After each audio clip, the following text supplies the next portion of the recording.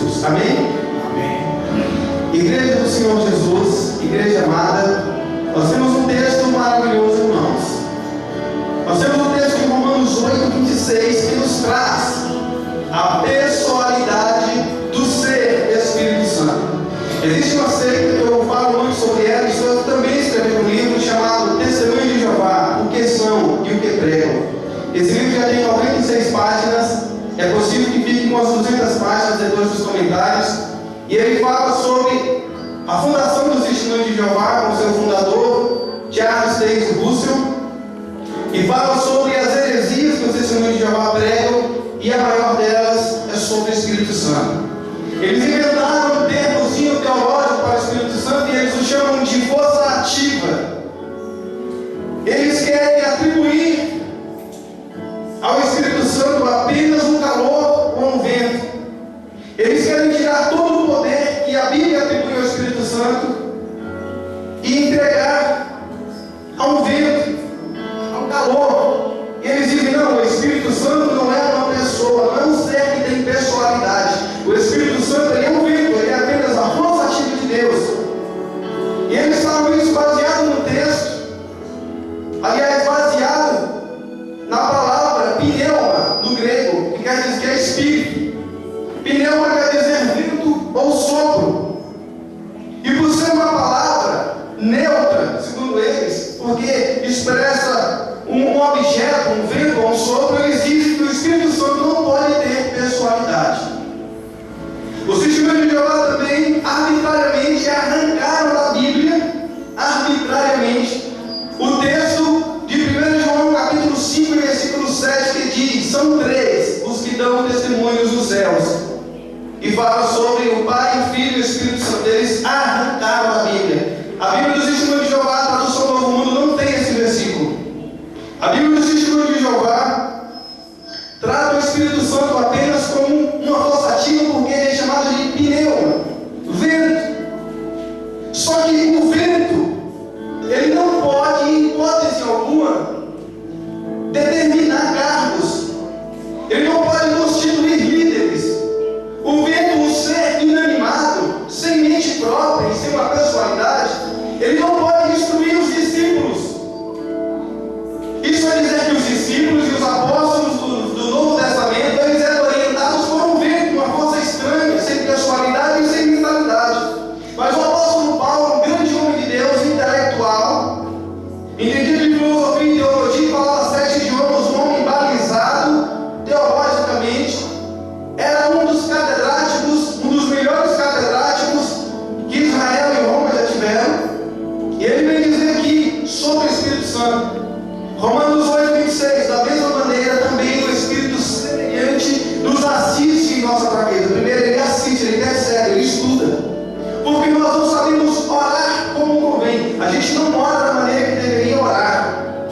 Mas esse mesmo Espírito, esse mesmo vento, esse mesmo sopro, pneuma, ele intercede por nós sobremaneira com gemidos inexprimíveis.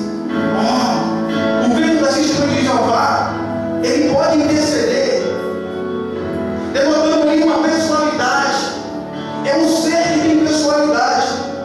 É uma pessoa, é a terceira pessoa da Trindade. Mas uma evidência, pastor, eu não estou ainda conformado com esse simples argumento. Então vamos continuar no texto, versículo 27 diz: olha, aquele que examina os corações, da forma certa do Espírito Santo, sabe qual é a mente do Espírito, porque é segundo a vontade de Deus que ele intercede pelos santos. É segundo a vontade de Deus. Deus fala: Espírito Santo, você vai dar enviado para a terra interceder pelos meus filhos. E ele intercede, ele pega a nossa oração mal feita. Sabe aquela oração que ele diz: Senhor, me mata? Sabe quando é isso? Ele bate no pezinho e fala: Senhor, Jezabel matou todos os profetas de Deus e só sobrou eu. Me mata, tira a minha vida. O Espírito Santo corre: ah, não, Deus, não ouve isso, eu não queria dizer isso. Ele está em crise existencial. Ele está falando: me livra disso, me ajuda. A gente vai começar a ler, buscar sobre o Espírito Santo. Nas palestras passadas, nós temos ali algumas evidências da presença do Espírito Santo e da sua personalidade. Vimos que foi a manifestação, a primeira manifestação de Deus na terra.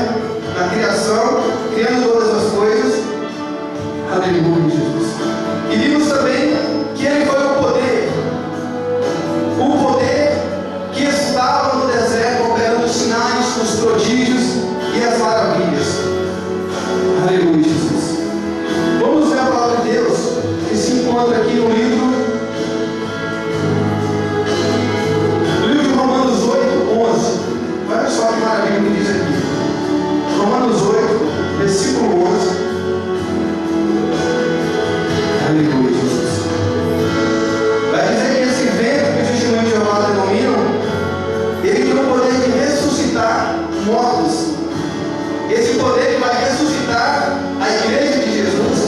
E esse poder, esse simples vento, ele teve o poder de ressuscitar nada mais, nada menos, ou ninguém mais, ninguém menos do que o próprio Jesus, o Espírito Santo. Romanos 8:11. Se habita em vós o Espírito com E maiúsculo, falando sobre o Espírito Santo, o Espírito daquele que ressuscitou a Jesus dentre os mortos. Ou seja, Jesus não se ressuscitou, alguém ressuscitou a Jesus, e foi o Espírito. Se habita em vós o Espírito daquele que ressuscitou a Jesus dentre os mortos, esse mesmo que ressuscitou a Cristo Jesus dentre os mortos, vivificará também o vosso corpo mortal, por intermédio do seu Espírito que em vós habita. O mesmo Espírito Santo, ele vai lá e ressuscita Jesus, porque Jesus ele veio para a terra como um homem, deixou a sua divindade lá em cima e desceu na condição humana, morreu como homem e ressuscitou não como Deus, ressuscitou como eu e você ressuscitaremos um dia. E quem foi que ressuscitou Jesus, visto que homem nenhum tem o poder de si ressuscitar? O Espírito Santo de Deus, é o texto que lemos. Então o Espírito Santo de Deus ele também tem o poder de ressuscitar. Ele é o poder da ressurreição. Aleluia, Jesus. O livro de Atos diz assim, eu vou ler rapidamente, os irmãos, se quiserem anotar, mas não queiram acompanhar que eu vou ler muito rápido. Atos 5,15 diz assim, de sorte que transportava os enfermos para as ruas e os punham em leitos e em esteiras, para que ao menos a sombra de Pedro, quando este passasse, cobrisse alguns deles. Aleluia. Aqui a Bíblia fala sobre um homem chamado Pedro, o apóstolo Pedro. Que não pode falar de Pedro sem rir. Pedro era trabalhado, Pedro era sanguíneo, tinha um temperamento diferenciado. Pedro, na verdade, ele tinha os 4 temperamentos. São 4 os temperamentos que regem o ser humano: traumático, sanguíneo e mais os 2 que eu esqueci. E Pedro, ele tinha os 4 temperamentos. Pedro era uma gangorra psicológica. E Pedro, ele nunca teve. Pediu o irmão Diego para subir, ficar aqui me ajudando no som. Aleluia, Jesus. Você fica voltando, aperta esse botão, por favor, tá vendo? Esse aqui. Isso, quando acabar, a gente se aperta e ele volta, tá? Pode ficar aí mesmo, fica daí que dá para mudar. Aleluia. Então Pedro, depois que Jesus morre, Pedro, a primeira coisa que ele faz é ficar desanimado. Jesus fala para ele, olha Pedro, na convenção de Pedro, quando ele vai seguir Jesus, fala, olha, eles que vão fazer de você pescador de homens. Jesus estava falando para Pedro, eu não quero, Pedro, em meu nome, ver você com rede na mão. Você vai pescar homens, você vai ser um pregador, vai ser um missionário, vai ser um evangelista, Pedro. Pois não, Pedro segue Jesus, segue os 3 anos e meio, Jesus morre, ressuscita, anda com seus discípulos 40 dias em carne humana, depois ele tem um corpo glorificado, vai assunto aos céus e Pedro vai pescar peixe. Vai pescar peixe. E Jesus, depois dos 40 dias, antes desses 40 dias, Jesus volta e encontra Pedro pescando peixe. E Jesus ele chama Pedro e ele indaga, pergunta se ele ainda o ama, e pergunta 3 vezes. Pedro novamente deixa de pescar peixes e vai pescar homens. E depois do dia de Pentecostes, o Espírito Santo vem sobre aquele homem relutante, desanimado, coração gelado pela presença, sem a presença de Deus.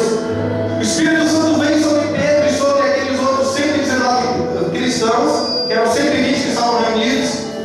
E aí a obra de Pedro, a obra de Deus na vida de Pedro é tão grande, depois que o Espírito Santo vem, depois que o batismo do Espírito Santo vem sobre Pedro, a obra continua, a obra chega a ser tão grande que até a sombra de Pedro, projetada sobre os doentes que eram colocados nas calçadas, a Bíblia fala que curava. Alguns dizem que as pessoas colocavam para que curassem, e alguns questionam dizendo, olha, a Bíblia não diz que curava, diz que eles colocavam para curar. Se colocava para curar, irmãos, a Bíblia não vai dizer que não curava. E para que esse texto fique confirmado como que Pedro curava através da sua sombra, porque o Espírito Santo usava a sombra de Pedro para curar, melhor dizendo, a Bíblia fala que Pedro ressuscita Dorcas, uma mulher que era de uma comunidade de mulheres que costuravam.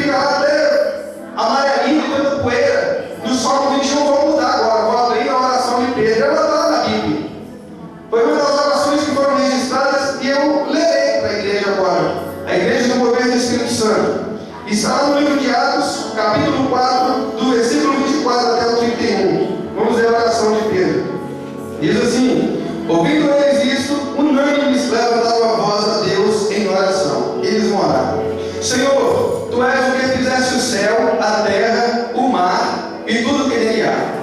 Tu disseste pela boca de Davi, teu servo: por que bramam as gentes e os povos pensam coisas vanas?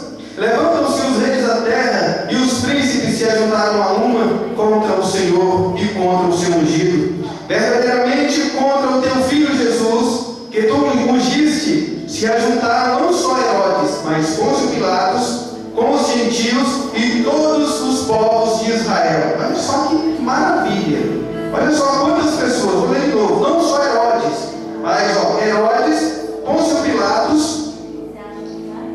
Pilatos, com os gentios e com os povos de Israel, com os judeus, para fazerem tudo o que a tua mão e o teu conselho tinham anteriormente determinado que se havia de fazer. Agora, ó Senhor, olha para as suas ameaças e concede aos teus servos que falem com toda a ousadia a tua palavra, enquanto estendes a mão para curar e para que façam sinais e prodígios pelo nome do teu filho Jesus. Tendo eles orado, moveu-se o lugar em que estavam reunidos e todos foram cheios do Espírito Santo e anunciavam com ousadia a palavra de Deus. Oh, aleluia! Depois dessa oração de Pedro, o Espírito Santo veio de uma maneira poderosa, porque eles foram cheios no dia de Pentecostes, não conseguiam mais, o diabo investiu contra o ministério, contra a igreja do Senhor Jesus, amedrontando os discípulos, colocou o exército romano, colocou o povo de Israel contra os cristãos, colocou os gentios, o povo que não era judeu, contra os cristãos, e a obra estava paralisada. Aí o Espírito Santo chegou a Pedro e falou: Pedro, vem cá, vou ensinar a pescar agora. A melhor colheita que você vai fazer. Ora, ajoelhei, eu vou colocar as palavras na tua boca. A melhor oração eu vou te ensinar, Pedro. E quando Pedro faz essa oração, o Espírito Santo vem e sacode o lugar. Não sacode os crentes, sacode a igreja. Treme, quebra tudo lá dentro. E o poder do Espírito Santo vem e eles saem na rua realizando sinais, prodígios e maravilhas. Enfrentou Júlio César, enfrentou Herodes, enfrentou Pilatos, enfrentou os sacerdotes, enfrentou os judeus, enfrentou os gentios. E a obra de Deus se espalhou pelo mundo afora. Irmãos, por que é que nós não vencemos? Eu estudando a palavra de Deus e descobri que há uma simbiose, há uma união, eles estão entrelaçados. A questão da comunhão com o Espírito Santo e da fé, para que você tenha um ministério abençoado, você precisa das duas coisas: fé e precisa da comunhão com o Espírito Santo. Mas tem um problema aparente. Tem um problema aparente, que você não consegue a comunhão com o Espírito Santo sem fé. Você precisa ter fé para ter comunhão com o Espírito Santo. Mas aí você fala: mas então eu vou buscar o Espírito Santo primeiro para quem não tem fé. Você não vai conseguir porque você precisa da fé. Aí você fala: então eu vou buscar a fé primeiro, depois buscar o Espírito Santo. Você não consegue ter fé sem o Espírito Santo. Porque não tem que fazer, não, pastor. Que coisa louca é essa? Uma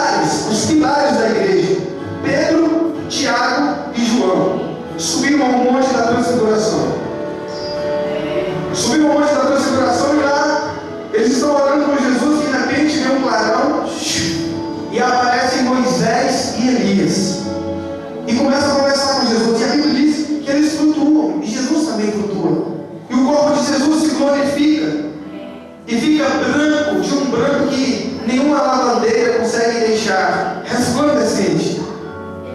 De repente vem uma nuvem, envolve os discípulos, e dentro da nuvem, o próprio Deus fala para os discípulos: este é o meu filho amado, a ele ouvi. Aleluia. Glória a Deus. Irmãos, fala para mim, quantos crentes que sobem dessa, mas têm experiência dessa? Em Jesus, o Espírito Santo que estava em Jesus, tem o Espírito Santo que estava em Jesus, o Pai que desce na nuvem e pronuncia, dá o seu pronunciamento, este é o meu filho amado. E tem Elias e tem Moisés.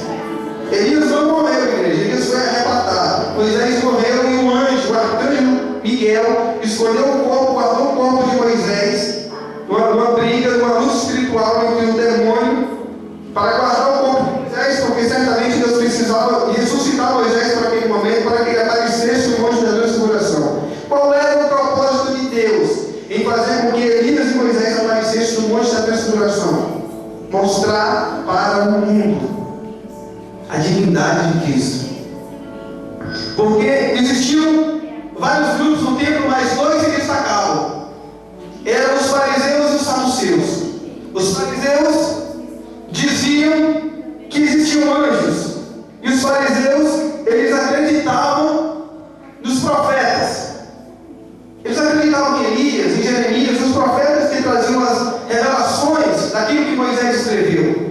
Então eles criam na lei dos profetas, mas os saduceus criam apenas em Moisés, na lei. Então ali no monte Deus traz Elias representando os profetas e traz Moisés representando a lei. E o próprio Deus desce na nuvem, o próprio Moisés desce, Deus desce na nuvem e pronuncia, dizendo: olha, esse aqui é o meu filho amado, em quem me comprazo.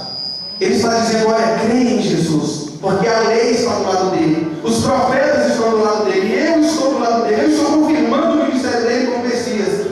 E aí Pedro fica tão inebriado, fica tão cheio da glória de Deus, tão empolgado, que fala: Jesus, olha, é bom que fiquemos aqui, Jesus. Eu vou fazer aqui 3 tendas, tá bom? Eu sou pescador, mas vou dar uma aqui de fabricante de tendas, e vou fabricar uma tenda para ti, uma para Elias e outra para Moisés. Nós vamos ficar aqui acampados, é bom demais. O Pentecostes está bom, Jesus, não acaba o mundo agora não.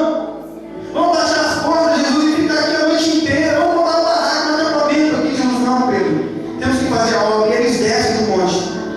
E aí no texto que a gente for ler lá em Mateus, você vai ver que diz assim: ó, no dia seguinte acontece um fato extraordinário, um fato que deixa a igreja de Jesus indignada, porque esses mesmos homens de Deus, os 3, que tinham Jesus do lado deles, viram Moisés, Elias e o próprio Deus se pronunciando. Eles descem do monte e encontram um problemão enorme, um problemão sem tamanho. E que problema é esse, pastor Messias Duarte? O problema é um jovem endemoniado. Eu falei não foi um milheiro, não foi uma legião de jovens. A Bíblia fala que esse jovem era apenas um, e que ele tinha apenas um demônio que dominava esse jovem. Um demônio que proporcionava a esse jovem uma doença chamada epilepsia. E quando esse demônio atacava, a epilepsia vinha e ele se jogava no fogo, nas águas. E esse jovem estava muito machucado, e o pai desesperado, quando viu esses 3 homens que acabam de descer do monte com o próprio Jesus, que ouviu o próprio Deus pronunciando que Jesus era Deus, viu Moisés, viu Elias, eles estavam se achando até acima do sumo sacerdote, porque os sacerdotes nunca viram isso, e desce do monte cheio de autoridade. Aí eu vejo Pedro, que é mais impulsivo, coloca na mão do endemoniado e opa, em nome de Jesus, aí rapaz, sai. E o diabo rindo da cara de Pedro, dando gargalhadas. Aí a gente acha: ô Pedro, você é impossível, você não é assim, tem que colocar a mão um pouco mais de força, tem que ter estratégia, Pedro, calma aí. Em nome de Jesus, diabo, sai. O diabo gargalhava. Aí vem um menino, talvez de 16 anos, 15 anos, um demônio só. E Jesus lá atrás, eles vieram na frente, que eles queriam mostrar para o mestre como se fazia, como eles já tinham aprendido a lição do mestre. E aí veio de Romanos, não,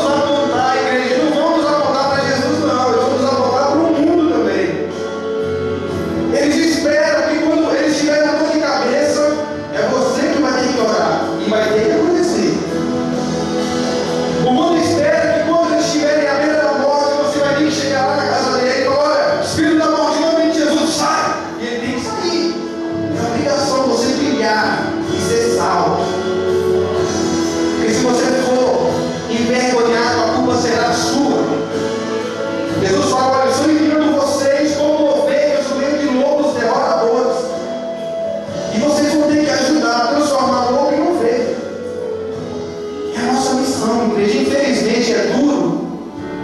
Não dá nem pra fazer ouvir uma mensagem dessa, não, pastor. Eu fui enviado então para receber pancada. Quer dizer que eu vou lá para a África, ser rejeitado, como muitos pastores são, e para a China e ser morto pelos próprios chineses, pelos quais eu fui enviado. Aí Jesus vai e calmamente expulsa o demônio. Depois que ele expulsa o demônio, ele cura a doença da epilepsia. Você vai perceber isso na Bíblia, que não apenas expulsa o demônio, ele também cura a epilepsia que fica no menino. E aí os discípulos chegam, mestre, o que aconteceu? Jesus, vem cá, estava cheio de poder, acabou de descer do monte, eu estava até falando em línguas. Eu dei uns pulos lá, eu chorei, eu gritei, o que aconteceu que eu não consegui expulsar o demônio? Aí Jesus olha para eles assim e fala, olha, aquela casca ali só se expulsa com o jejum e o segredo para se chegar à comunhão com o Espírito Santo e a fé é a sua vida de consagração a Deus.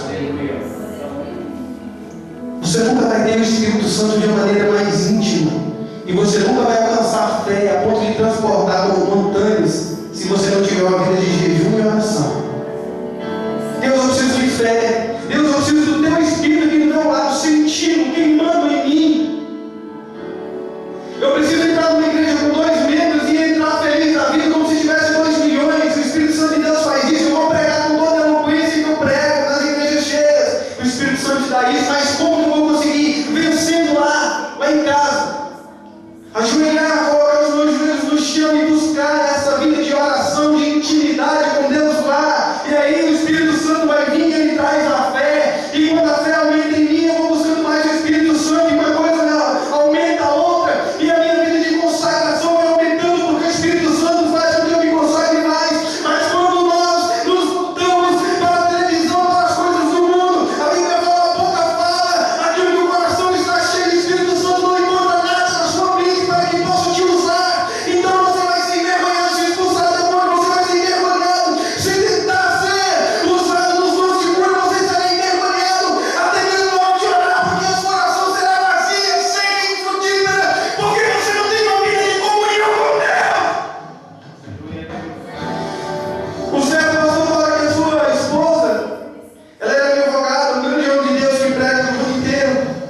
Ele dá um testemunho da sua esposa, que era advogada, e fala, filho, não precisa subir um monte, nós temos uma igreja maravilhosa, o nosso pastor é homem de Deus, ele te apoia tanto, por que você não vai orar na igreja, você tem a chave da igreja? Ele fala, amor, eu prefiro orar no monte, é legal lá, eu sinto uma presença maravilhosa. E ela fala, não, sabe por que você prefere o monte? É porque você é sanguíneo, você é expansivo, você quer um monte porque você quer gritar, e tem nada a ver, Deus está lá, Deus vem na igreja. Ele fala, amém, você não quer ir para o monte, eu não vou. E quando foi um dia ela chegou séria, tinha um problema grande na vida dela, era daquelas crentes de uma igreja pentecostal, mas não gostava muito de reteté, não gostava muito de gritaria, ela era mais light, advogada, da dela. E de vez em quando ele criticava esse pastor, porque ele era meio menino demais. E ela falava para ele, olha, vamos lá pro monte. Ele, o quê? Ela não questiona não, você quer me levar ou não quer? Não, eu vou, claro, eu não quero perder isso por nada. E eles vão pro monte, ele encafifado com aquilo, por que ele tem pro monte? E quando chegou no monte, ele apresentou e falou, olha, amor, aqui no monte, eu sei que você não conhece, vou te apresentar o monte, olha, aqui tem várias árvores, e cada cristão aqui tem a sua própria árvore, mas por que vocês estão debaixo de árvore? É, a gente olha, cada um escolhe a sua própria árvore, tem até um nome dos cristãos, então, essa aqui eu vou te apresentar, é a sua árvore, olha aqui debaixo. Eu tenho que olhar aqui, se quiser, se não quiser, não tem problema. E ela ficou debaixo da árvore dela, e ele falou, olha, eu gosto de gritar sobre o menino, você é advogada, é na sua, então eu vou te explicar, eu vou ficar lá de longe. E ele falou que foi, e o monte estava lotado à noite. Os crentes gritando, e uma glória descendo no monte. Diz que parecia que estava pegando fogo, literalmente, no monte. Estava uma maravilha. E ele não ouvia nada da mulher dele. A mulher dele ajoelhava. E ele dava a árvore dele, de quando olhava, deixa eu ver se vai acontecer alguma coisa, e ela lá. Ele fala, Espírito Santo, também vou querer o quê, né? A mulher é daquele jeito, ela não vai mudar. E ele começou com os gritos de orar, e quando ele estava pensando em ir para casa, ele ouviu um grito. E a voz era familiar, era a esposa dele. E essa mulher dava mais um grito, que mais um grito de glória. E ela começa a gritar loucamente, desesperada. O Espírito Santo pegou ela no monte, irmãos. E ela começa a rodopiar no monte, e fala em línguas estranhas e pular sozinha. O Espírito Santo de Deus veio sobre ela.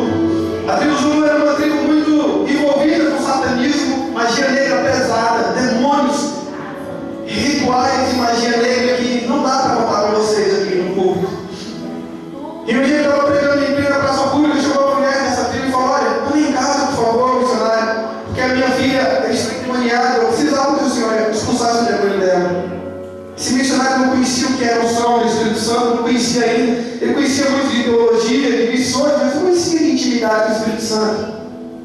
A Bíblia diz, a história diz, que quando esse missionário chega nessa tribo, ele olha para aquela moça no estado deplorável, endemoniada, uma legião enorme de demônios, ela amarrada de arames, o corpo todo retorcido, os olhos revirados. Ele aproveita e fala, já que está amarrado, eu vou chegar para perto, e coloca a mão dela para expulsar o demônio. Quando coloca a mão, essa mulher se retorce, e ele tenta várias horas expulsar, não consegue. Ele se transporta essa mulher para uma fazenda, onde estavam alguns outros missionários, que também não conheciam o que era o mover do Espírito Santo. Quando esses missionários todos reunidos tentam expulsar o demônio da mulher, ela se solta e quebra a fazenda inteira, a casa da fazenda, e envergonha a obra de Deus. Esse missionário fica dias e mais dias, envergonhado, frustrado, sem pregar.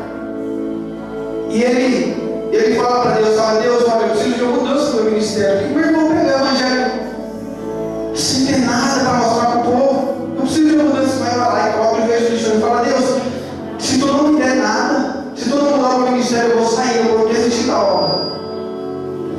E a história diz que ele vai orar, e ele passa alguns minutos de oração, e o Espírito Santo de Deus vem sobre ele. E ele começa a orar constantemente, horas e horas a fio, buscando o revestimento, o poder do Espírito Santo, e ele vem com poder sobre a vida dele. E quando esse poder vem, igreja, entra um endemoniado na igreja para acabar com o culto. Quando o endemoniado vem, o Pai de Santo, feiticeiro da tribo Judá, entra para acabar o culto, ele coloca a mão e os demônios caem, ele vai expulsando um por um. E depois ele começa a expulsar o ministério dele, era de libertação, ele começa a expulsar vários demônios na região, e vai curando, e vai libertando as pessoas, a igreja vai enchendo. Ele se lembra dessa moça, ele fala, opa, tem uma batalha inacabada. E ele vai lá, e quando encontra a moça ainda endemoniada, depois de vários dias, ele coloca a mão expulsa. Sabe por quê? Porque ele mudou a sua vida de oração. Precisamos de oração, igreja. Menos televisão, menos Big Brother, menos novela das 8, menos Jornal Nacional, menos alienação, mais oração. Nós vamos aprender sobre o Espírito Santo, mas não vai adiantar o conhecimento sobre o Espírito Santo. Precisamos da comunhão com o Espírito Santo, amém?